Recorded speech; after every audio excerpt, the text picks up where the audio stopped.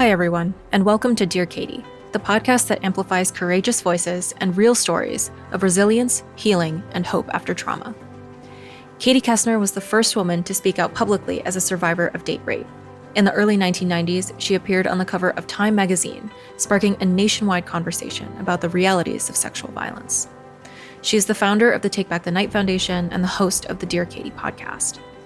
Inspired by the many letters Katie has received over the last 20 years, each week, Katie interviews survivors, healers, and experts to honor their stories and explore the many paths to healing and hope.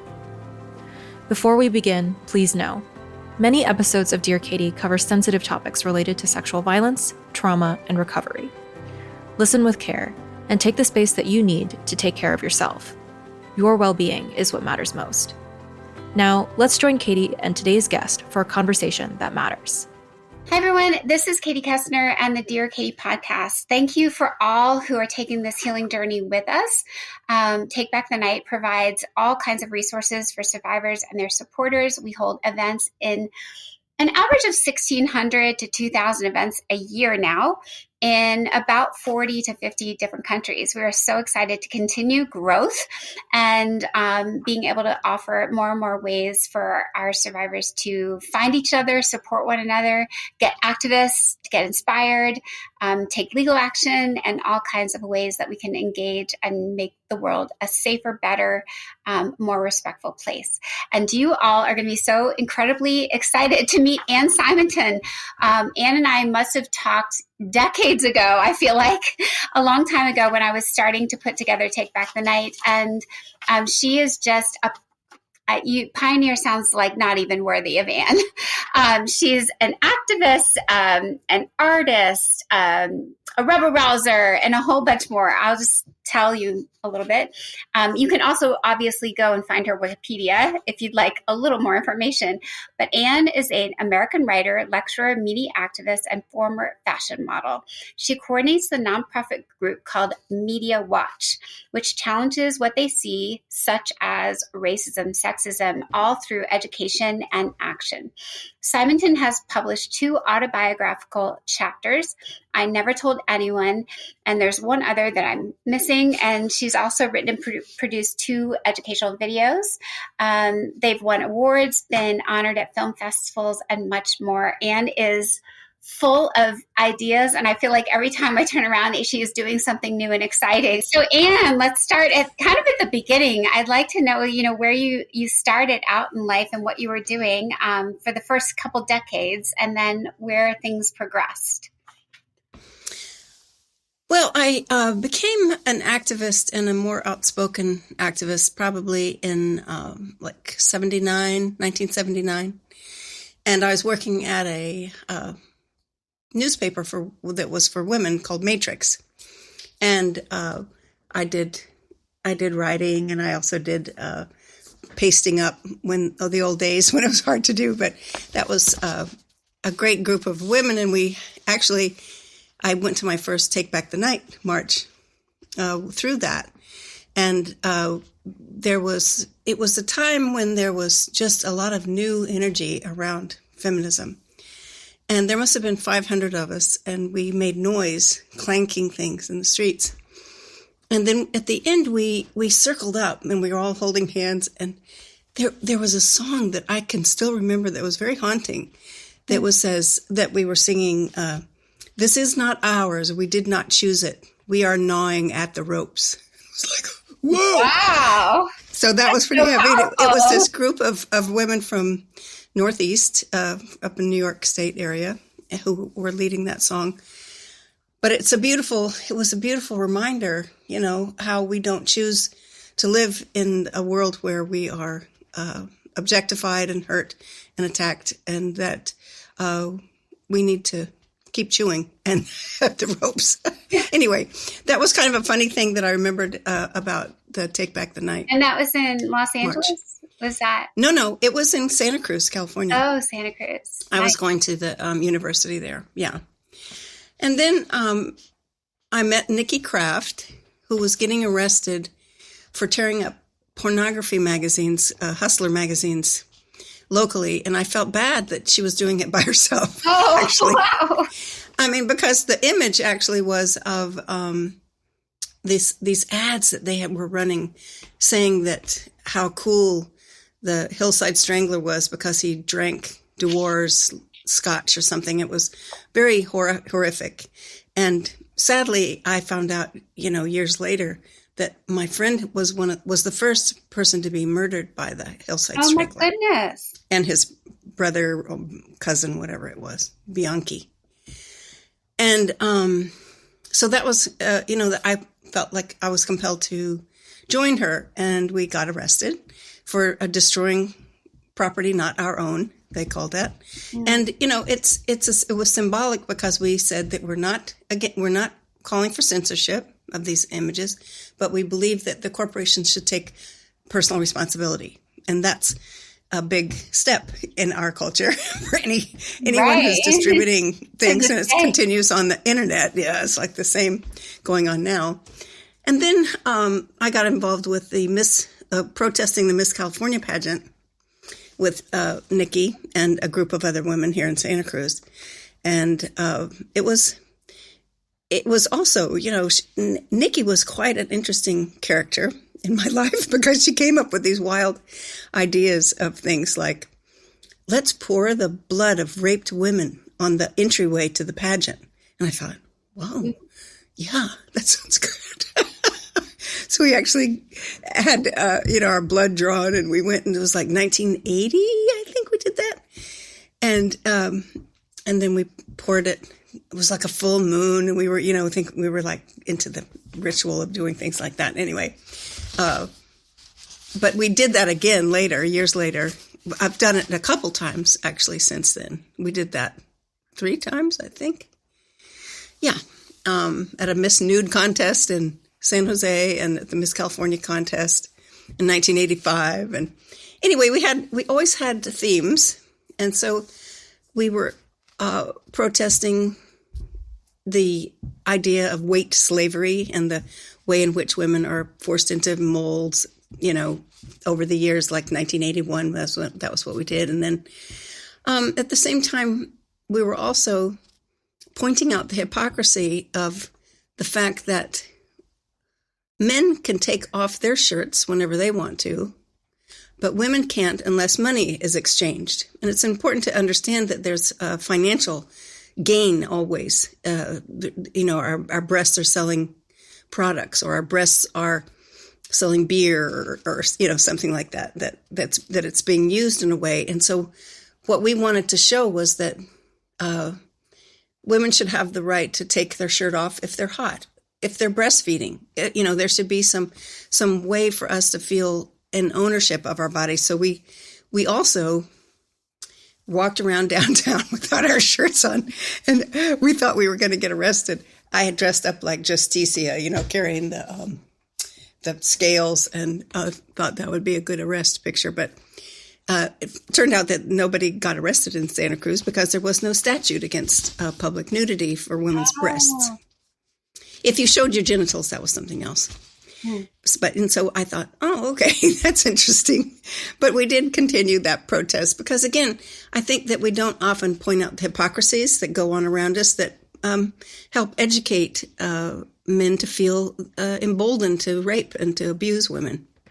So I think that's been a big part of the work that I've done. And also, and just, overall trying to do education, trying to help people be more critical thinkers. When you mentioned Media Watch, that's an organization that I was always, from my background in the industry, because I started when I was 14 years old, way too young, and did it for almost 11 years on and off. And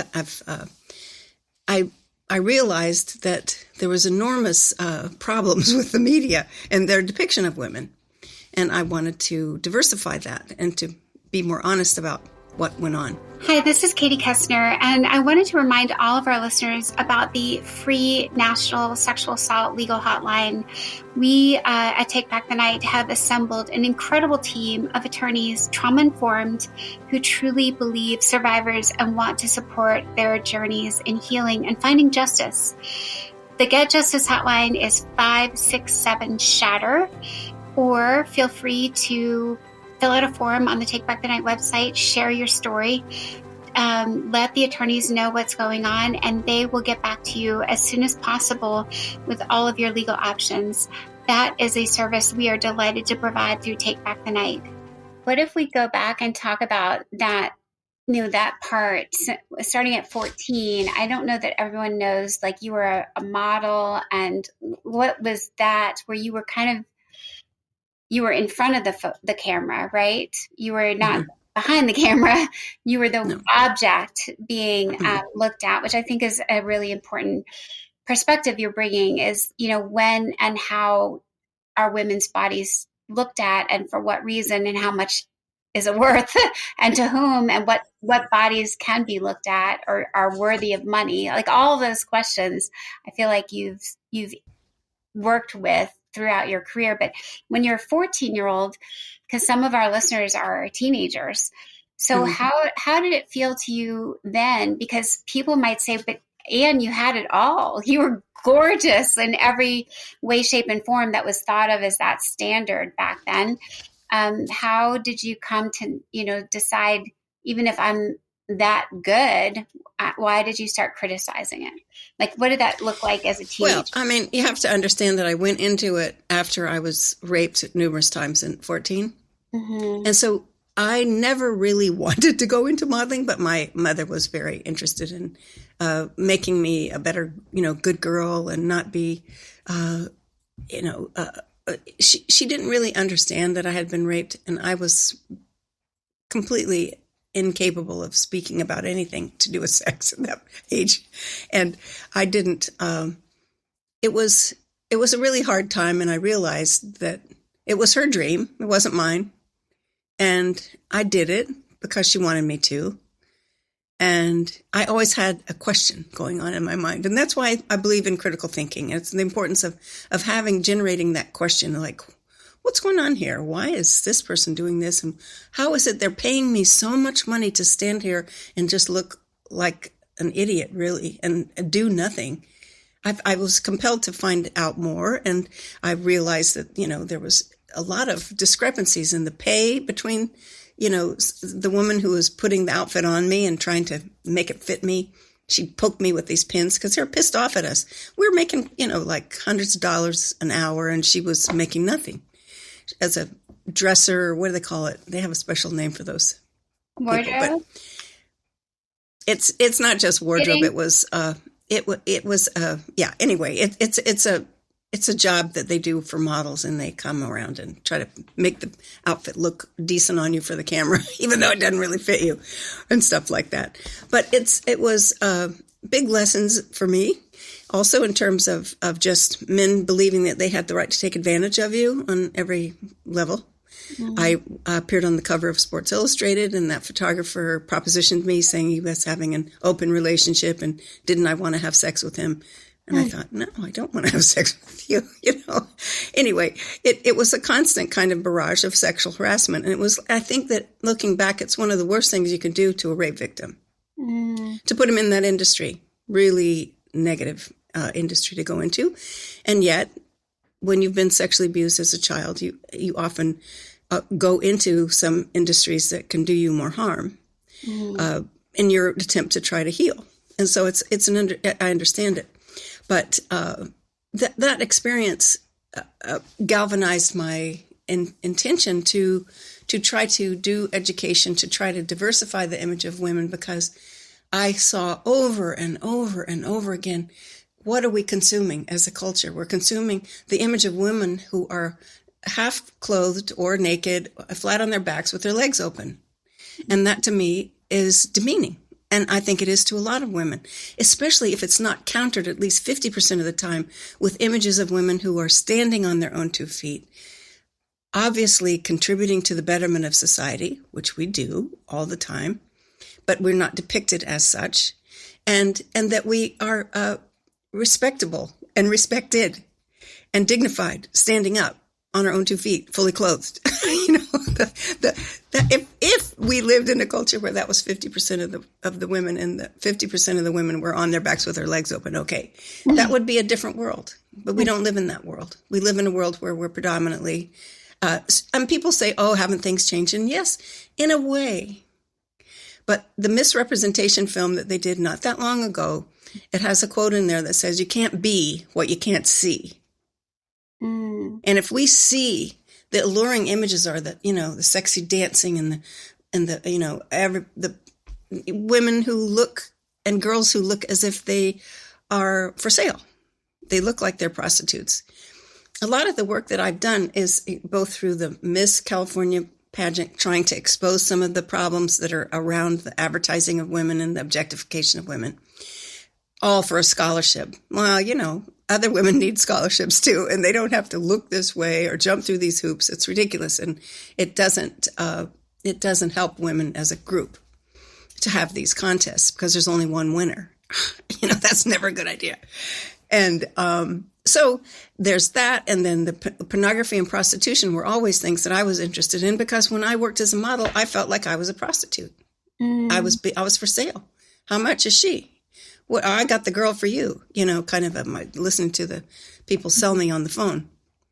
It's a creepy business. It's a business where there's an enormous amount of violence against women. And there's a woman trying to unionize and make some, inroads and try to give women more rights within the modeling industry, which would be great. But they, unfortunately, as long as there's a 13-year-old wanting to go into the business or a 14-year-old, they tend to, still get exploited because they aren't informed and they're not sure about what to do. So anyway, I continued to do that industry even after a little bit after I started to wake up, in a sense, but not for long. Did you ever protest within it while you were, it's one thing we say the master's, tools and the master's house right. and disassembling. So I always think it's interesting to think about what you can do from inside the institution versus outside. And you've kind of done both, and you've been inside and on the outside. And now you're the critique, but does it feel any different to you? I mean, not just because of your age and your experience, but do you think there were things you were doing to undermine and challenge and question? Always. I always did. But, but they didn't think it was very funny. One time I let my hair grow on my underarms. And I'm supposed to be doing some get mad at you? tennis shot. And, and I thought it was really funny because actually I thought, oh, maybe I should shave. And I thought, no, maybe I'll just bleach it. But anyway, so I had this bleached hair that was kind of partly growing out. So it was blonde and then red and then black. Coming out of my armpits. It's like a little rainbow. And I thought it was funny when I raised my arm up and showed this hairy armpit, and the guy just said, "Put your arm down." And it was, they had no humor. They didn't, it wasn't they weren't fun to poke at, because they're on a timeline and they're getting paid and they need to get the shot and blah, blah, blah, blah. But, they had, one time they had this T-shirt with nipple ring things over them, and it was like "Turn Me On." It was a T-shirt I was supposed to sell in San Francisco, I remember, toward the end of my career. And I thought, I said, I'm not wearing that, and I just walked out. I think that, if you have an awareness of things going on, it's important to wake up to that. I even had an ad come out on the day that I had been gang raped in New York City later as a model when I was 19, appear in our local paper for an ad for bed sheets. And I was lying in the bed looking like I didn't have anything on and was, kind of come hither look under the sheets. And it was the same day that I'd gotten raped, like maybe 5 years later or something, 6 years later. Wow. And it was it was moments like that I thought, okay, Anne, figure this out. There's a really big connection here. And, we promote rape so many ways in our culture. And we need to go after, I think, everyday sexism, because everyday sexism is something I think that's important to recognize. Can you when you say everyday sexism, like what comes to mind for you? And I mean, everything from our local hamburger joint that's got some Betty Boop, or no, it's not Betty Boop, it's like a Betty Page, kind of a cool image of juicy buns or hot buns and juicy patties. Big on the picture, and it's very demeaning. It's like, come on. We are not meat. We don't want to be seen like this. Oh, but it's cool because it's from the 40s. No, it's 2025 now. It's not cool. It's not cool. It's it's that kind of thing that we can all protest in our own communities, the ways in which that happens. It was the Christmas parade where all these little girls are dressed up like little, they look very sexualized, and they're dancing around, and you just think, is this how we want to show our youth? Could we have some of them do that? Maybe, but not all of them do that. And maybe some of them do kind of more powerful moves, or something to do with self-defense, or something to do with some other way to be, to show your physical abilities. Like, I love dancing, and I was a dancer myself. I love dancing. So I just know that there's other ways to show that and to involve yourself in that. Anyway. What would you, I don't know, I speak up a lot too, and I'll just share a story with you. I could imagine myself rippling up the Hustlers for real and thinking, am I going to get arrested? But I'll do things like I was on a vacation, and in the gym, the fitness center, they had a little ledge above where the treadmills were, and they had Barbie dolls, like 8 of them, sitting on the ledge wearing bikinis. No boys, no Ken dolls, all Barbie dolls in all different types of swimwear. And I'm like, because it was a co-ed gym, it wasn't just a women's gym. And I I protested at the hotel. I was like, what is going on that I want to work out. I don't want to look at Barbie dolls all dressed up like with their nothing waists. I know we had the movie Barbie, but I was like, this is not empowering to me to go work out and look at bikini clad Barbie dolls. So, and then the retort I got from the manager was, one of our long-standing guests donated them. They're all antiques, so they wanted to look at them in the gym. I'm like, okay, but this is a gym where I have to work out too. So put them out somewhere else where I don't have to look at them and this person can enjoy them. But this is like a gym for all of us. So I don't know, but that's just me protesting. And no, I think that, but see, it's that very, it may seem small, but it's something very important, that speaking up in those situations. I went to the Betty Burgers here locally, and I said, I'm not ever eating here. I want you to tell your manager that this is demeaning to women, and it's not okay to be showing them this way. It didn't do any good really, but it was something that I felt better about. I don't ever eat there. I boycott it. Girl caught it, whatever. But we can find these horrible calendars in men's garages and the automotive garage. You can say something about that. Say, hey, I'm a customer here, and I think that's really inappropriate to have. Remember that right those on the wall. Tire flaps? I think we're old enough. Some of our listeners, when we drive the tire flaps with the silhouettes of the cutouts. Yeah. I would just get so mad. I think I stopped once because I would go and speak, and I'm in the car all the time. I was at a truck stop, and I actually accosted the guy. I'm like, I have to drive alongside you for the next 3 hours on this long, boring highway, and I just don't want to look at the girls on the back of your tire flaps. Yeah, because you're not looking at them; you're making me look at them. They're not where he can see them. You know what I mean? But they're just. It's important to say something, but it's also important to stay safe. I know. He could have assaulted me. He could have, and yeah, I think it's important to speak up when we feel emboldened to do so.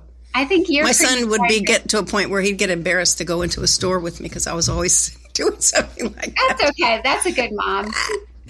Oh well, yeah. I love it. Hey everybody, it's Katie Koestner. Just a quick interruption. We want you to know that there is an entire shop full of cool merch on the Take Back the Night website to support your own healing journey, that of someone you care about. There are t-shirts, there's bracelets, there's glow-in-the-dark stuff. There's all kinds of unique special edition from our artist series as well. So please take a look if it's a holiday or a special occasion or just a gift to yourself. Support Take Back the Night through your purchase.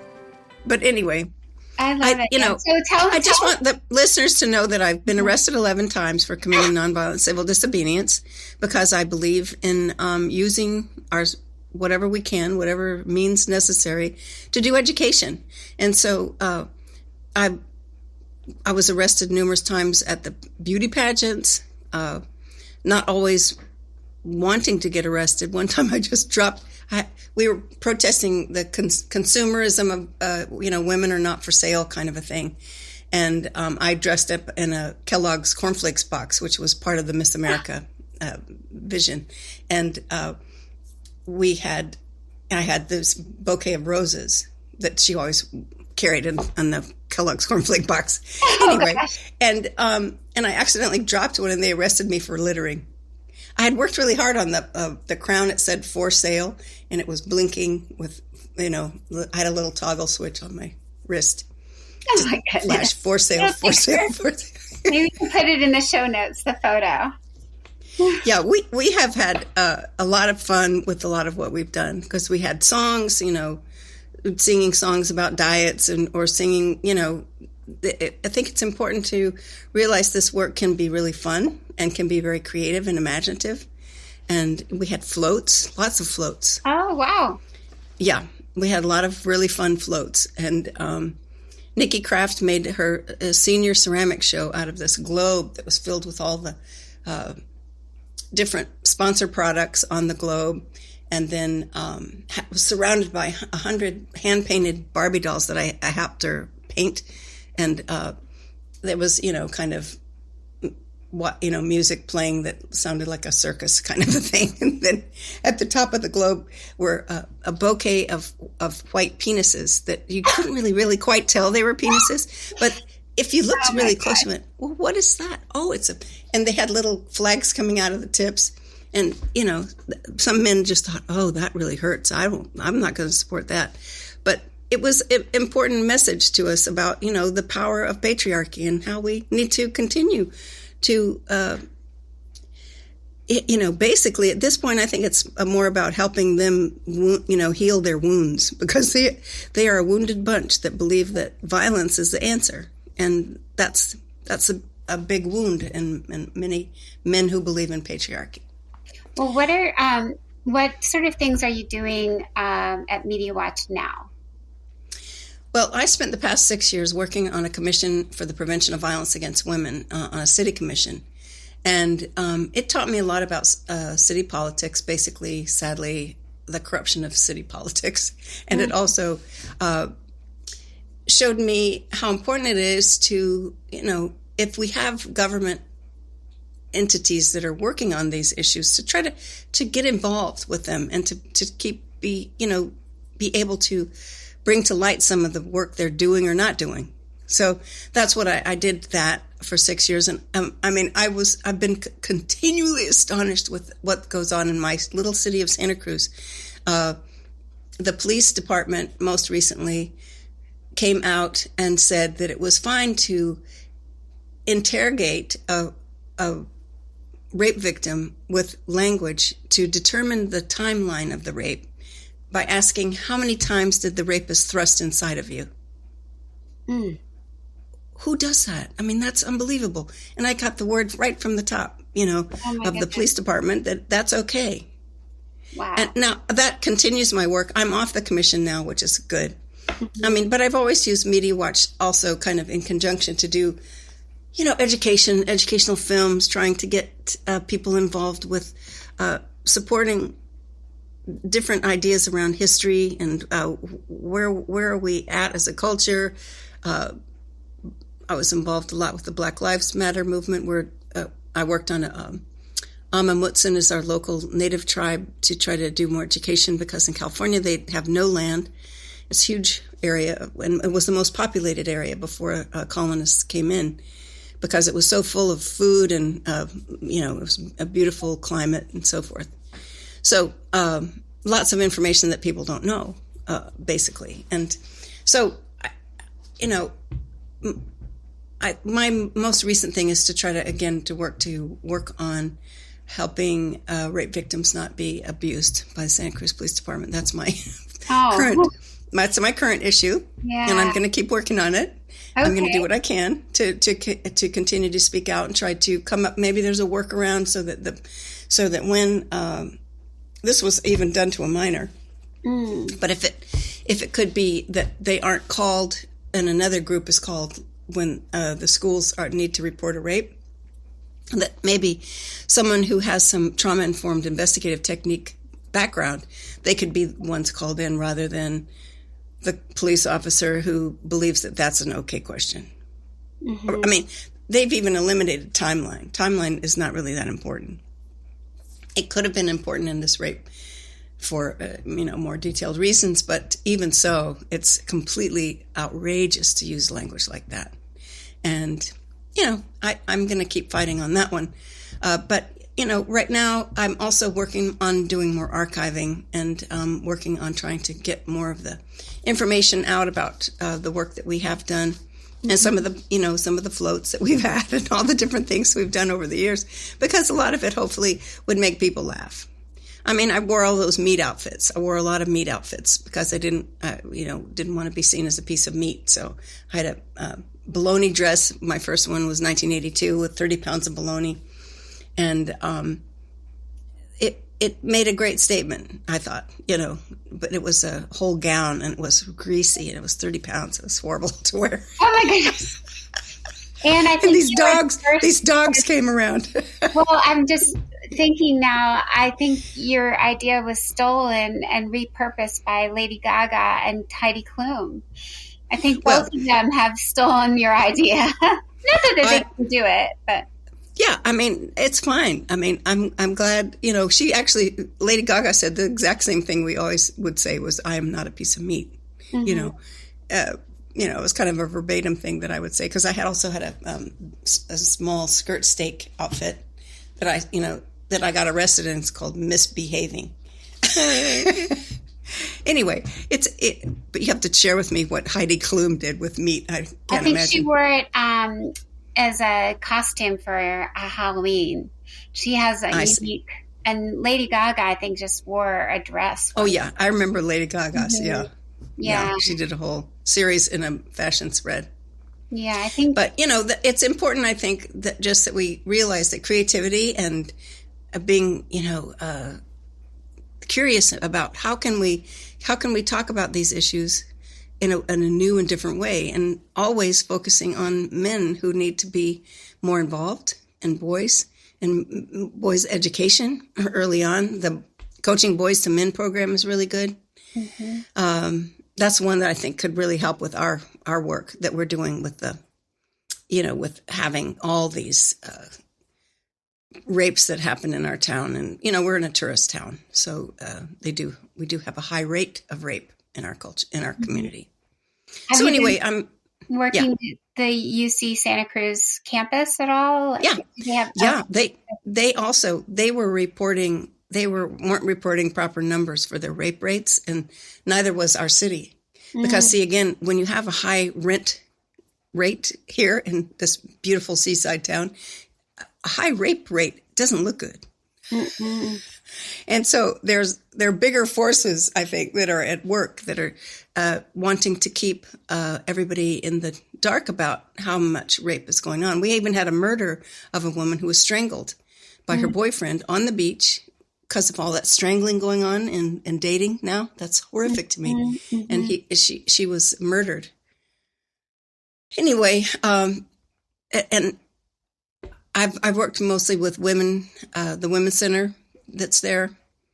And CARE mostly just works because I think they're busy working with the survivors and issues around sexual assault. That they don't really do much community engagement I've noticed. Anyway, but the Women's Center does up at UC. Yeah. Nice. And the Women's Center would be interested probably to do a Take Back the Night march. Yeah, maybe you could reach back out. Yeah, I mean, I'm going to show them that video. Did you see the video that we just put online? Yeah. Mm-hmm. It's important for listeners to check out the website of the platform of YouTube for Media Watch. We do a lot of different programs and have done over the years. Yeah. Yeah, and they're very empowering. So I definitely will put that in show notes too. Okay, good. Mm-hmm. And and we also protesting the Sports Illustrated swimsuit issue, of course, because not only was I on the cover, but I got to work with the wife of a very prominent Duke coach of basketball, who was very powerful, coach for the Duke University team, and was very, it was a great. He led a winning team for many years. Mm-hmm. And anyway, that I'm proud of that work that I've done to try to help people understand that it's just, it's like turning it into pornography once a year, and they make a lot of money off of it in a slagging magazine world, because everything's going digital and online. Mm-hmm. Anyway, yeah. Hi, everyone. Thank you so much for continuing to take the journey on the Dear Survivor podcast. A quick note, we are 100% volunteer at the podcast and at Take Back the Night. Your donations, your generosity helps us do what we do on such a shoestring budget. And we would be so grateful if this show is helping you through your journey and you are passing it along to others you care about. Please visit the Take Back the Night website and donate and support our cause and our mission to end sexual violence and support survivors. Thank you. Do you think it's any better? I think they put Martha Stewart on the cover, didn't they? This past year, I think. I don't know. I don't know how you feel about it. They're twisting. I felt like that's just, I think it's more demeaning in a way, because here's a professional woman who's made a success of herself in her work, but we can only give her accolades if she takes her clothes off and looks still sexy. Oh, then she's okay. To me, the sexualization of women has gone way overboard. And while the pornography has won in the sense that, that they've convinced so many young women that, it's about my empowerment and I'm being empowered through my sexuality and all that stuff. And, you want to stop and say, okay. But again, it's really to consider the fact, how are we seen in the world? How are women viewed? What is the main image of women? Mm-hmm. And I liked the thing you said toward the beginning of our conversation about it would be one thing if it was more equal. Like, You've made this point in a couple different ways. Like if there's these frilly dresses and then there's the pants or the costuming, or if it was at least half of the women were also shown in this way. But I would even say, and it's also, I've always thought about like more equality will happen. Like where's the Mr. California, except for it's a weightlifter, not just like a walk. There's not the Misters competitions are about being physically strong. They don't have to sing and dance too, though. Right. Yeah. And then here, or you can do it with almost anything. Where's the Sports Illustrated male cover? Where's that issue? When are they going to start? Where we paint the bathing suits right over their penises. Yeah, exactly. That's what I mean. But there was a whole episode or a whole issue. They keep doing that. They like that because I think the guys who paint it get off on that. I think it's either we decide it's just not equal and women are still in this whole category, or you have to say, if you do it to women, you do it to men. You got to have equality in objectification. And if we want to go there, if we want to say. Yeah, but see, that's like a black, having a black Miss America or something, or a black, that somehow if you have it, say that, I think, we worked really hard to finally get our first black Miss California. Mm-hmm. We did that through a film that we did, and it was very, damning of the pageants racism, because they're very racist. You can try out, but you better not be too dark. You better not be too this. You better not be too that. And so finally there was a Black woman who was made into Miss California. But what I'm saying is that it's important for us to understand how when we think about these issues of objectification for everybody, it's like, wait a minute, but that's not the world we want. We don't want to have objectification. We don't want to see somebody else as an object. I don't think it's a healthy way. What we need to consider is, how do we have more compassion and kindness toward one another? How do we promote more deeper intimacy between your choice of partner and the person that you've chosen to love? How do we create a world where that is upheld, where men could be attracted to an equal? That was one thing that Andrea Dworkin would say, that's a big taboo in our culture, is that men are not allowed to be attracted to an equal. They have to be, they have to talk in a high baby voice, and they have to look really demure, and they have to act stupid, and they have to do all this shit. It's like, what is going on? It's sad. I think it's a very sad reality. And if men could feel, that they could have deeper intimacy with their partner if they found someone who was more their equal, who they could look eye to eye with, or if, however, same sex, however, trans, however, whatever gender you're choosing, it's fine. And, I'm continuing to believe that, the less gender we have in our culture, the better. The less gender stereotypes, the less gender, extremes, that it's better for all of us. And the real scary thing, I think, for most people is that you look at someone, you can't tell, is that a man or a woman? And that to me is pretty cool. That'd be cool if we could all fool one another once in a while, and not always have to be absolutely identified as male or female. And that is a freedom. That's a real rejection of that slot and gender stamp that we have to try to fit into. Mm-hmm. Yeah, that's probably the ultimate rejection, and is no one, not having a label or a box, the destruction of the gender box.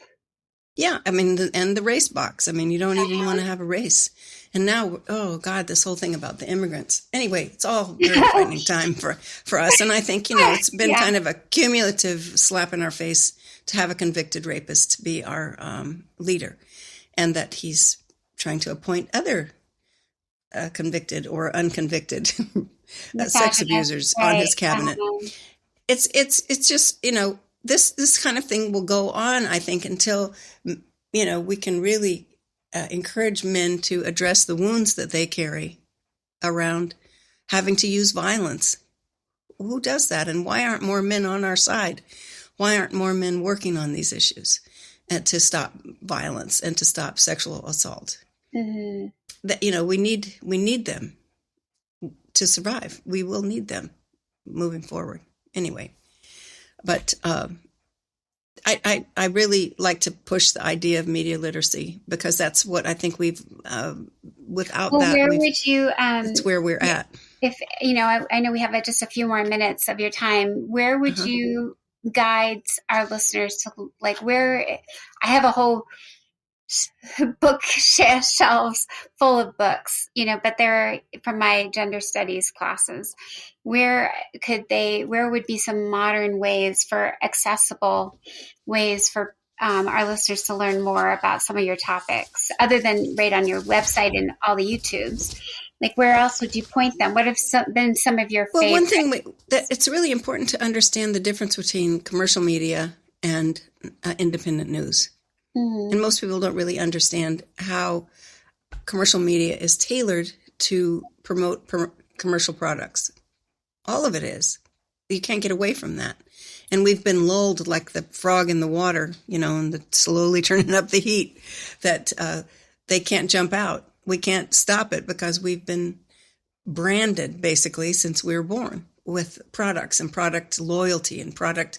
I have a friend that I wanted to get her some acetaminophen, but she wanted me, no, get Tylenol in the red box. just thought, okay, it's the same thing. Okay, whatever. That, these are things that we've been duped into, basically. And independent news gives a lens that is fresh and that often speaks truth to power in a way that we don't get through mainstream media. So I believe in, Associated Press is one thing because they don't have advertisers, and that should be supported. The UK Guardian is very good and has a lot of local news about the U.S. It's sometimes much better coverage than the New York Times will give us in terms of what's going on in the U.S. even. And,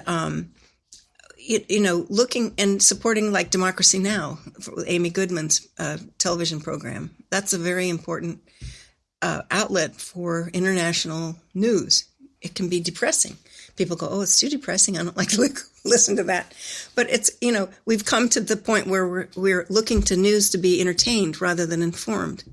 And that's a scary place to be. We need to be informed before we're getting entertained.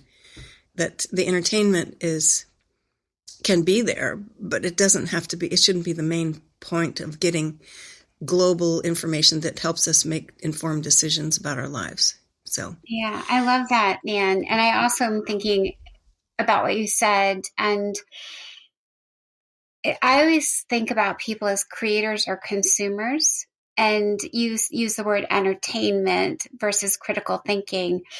And it's kind of the same thing. I think we should force ourselves back into the creator instead of the consumer mold, to be more mindful of everything going on. I mean, maybe people get overwhelmed and feel out of control, but I think we're lulled into that mindset by everything around us. Is it be entertained? It's really hard not to. Having fun, right? You get sucked into it, and you get sucked into the advertising. I mean, here we have Super Bowl coming up, and it's like that's a time. Oh, I got to see the ads, and I'm thinking, wow, do we really have to see those ads? I don't know. I mean, I'm kind of a turn it all off person, and to try to find out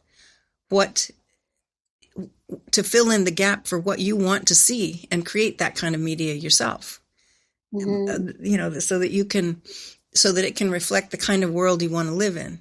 And that's a tenet of media literacy, as is also being able to look at ads and think, okay, who made this? Where'd the money come from for this? Who's benefiting from it? And how do other groups and other religions and other cultures and other races look at this same image, the same ad in the way that I'm looking at it? I'm looking at it from my white woman's eyes, and it's seen differently through all the different eyes. And how beautiful and wonderful it is to kind of consider that when you're thinking about looking even at any media, but especially in the advertising, mm-hmm. and looking at the ads. My work as a lecturer, which I did for quite a few years at universities, was a tremendous lesson for me to just look at women's advertising and show how often she looks frightened and afraid, how she looks like a victim. She looks scared. She doesn't look happy. She looks as if an assailant is going to hurt her or somebody's going to hurt her. And then there's ones where she might, look angry. And, like somebody just really pissed her off. And that's kind of more of a popular look for women than kind of idiotic smiling and, gleefulness over what are they even smiling about? It's hard to even know. All these things are ways in which we should be able to take back our image of ourselves. We should be able to make that image reflect who we want to be and how we see ourselves and the world as dignified, respectable contributors to society, fully clothed on our feet. I love it, Anne. I love it. That was a perfect concluding line. That was so glorious. My goodness, I'm so honored to get to speak with you and talk with you for a whole hour pretty much and go through. You painted so many awesome pictures of you rebel rousing, and I'm really hopeful that each my main takeaway, I'm hoping, is obviously the critical thinking, but then it's the action. And it's like you think about it and then you do it and do it in the moment. Absolutely. I love Speak up in social situations, because sexism is around us all the time. Yeah. And people are being harmed all the time. Racism, same thing. Speak up and say. Make it your business. Yeah, make it your business. I like make it your business. And you have. Yeah. I mean, and that's the glorious thing you did. I love you got to sit inside and then you were like, nope, this is not going to keep going. So, and I hope any of our listeners in your area will come and support you and out for your next protest, or come knock on your door and say, let's get going, Ann. Yeah. We're going to do something pretty crazy. I know you're up for it. So I'm so excited. Thank you so much for coming on the show and sharing all your, I don't know if everyone will get to see your face, but you got this great smile it's almost like a little glitter in your eye, and then we did this, and after that we did that, and who knew? And darn, they didn't have the law where I was going to get arrested.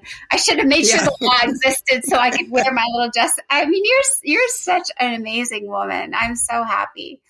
Thank you for all the work you do, Katie. You've made enormous inroads, and it's so powerful, and it continues to be. And let's keep making it so. I couldn't agree more, Anne. So let's go, girl. We got this. Okay. All right. And for our listeners, my goodness, I hope you again got another part of this episode that will just move you into your next day, your next evening, your next whatever. That you'll open your mouth and big and wide and loud when you have something to say about something that's going wrong. I don't know about the advisability of wearing meat these days. I don't like to kill the animals myself, so I could do a plant dress. But nonetheless, my goodness, what an amazing journey. We keep going together. We are stronger, and we are never alone as survivors. So take good care. And until the next episode, keep going one day, 1 hour, 1 minute at a time. Thank you again, everybody, for joining another episode of the Dear Katie podcast. I hope very much you found today's episode helpful, empowering, and a way to take another step in that long journey toward healing and supporting those we care about, learning about sexual violence prevention, and also survivor support. For those of you who don't know, again, the Take Back the Night website has tons of great resources, books, self-care options, cool merch. If you're feeling like you need a wearable, we have great t-shirts. Of course, we would love it if you follow along on our free newsletter with news and events going on around the country and even around the globe. And finally, don't forget to like us and follow us on Facebook and Instagram. You'll find our entire community popping up here and there, and recaps of our podcast episodes as well. So together we shatter the silence, and together we end the violence. Take care.